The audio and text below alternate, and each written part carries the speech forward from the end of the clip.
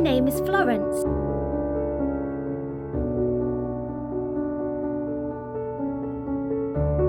I was born from the imagination of my owners, Scott and Ellie Morgan. Scott and Ellie dreamed of buying a camper van so they could go away and have adventures together. But I wasn't always the Florence they dreamed of.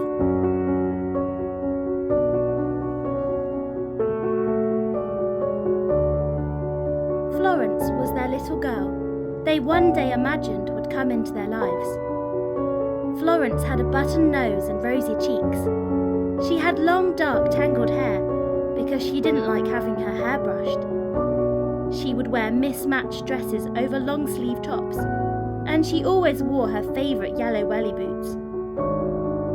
She would spend lots of time in the garden, digging up the worms, smelling the flowers, chasing cats, and admiring the birds. She would run into the house to share the exciting things she had discovered with her mummy and daddy. Her mummy would try and wipe her face with a bit of spit on a tissue, and Florence would run disgustedly to her daddy, who would scoop her up, and together they would say, "Ew, Mummy!" And Florence would hide her little face in her daddy's shoulder, so Mummy couldn't get to it. She was a proper little daddy's girl, and would always tell him, "Daddy, you are so silly!" And he would chase her to blow raspberries on her belly. The house would fill with the sound of her laughter. She was mesmerised by her big sister Alicia. She would follow her around, asking her what she was doing, and can she play too? Alicia would pretend it was really annoying, because Alicia is a teenager. But Florence would never be put off by this. She thought Alicia was amazing, and although Alicia would never admit it, secretly she would love the way Florence doted on her. The saddest day came a few days before they were due to have the 12-week scan. Ellie knew something wasn't right. An emergency scan revealed the heart of the Florence they had imagined had stopped beating.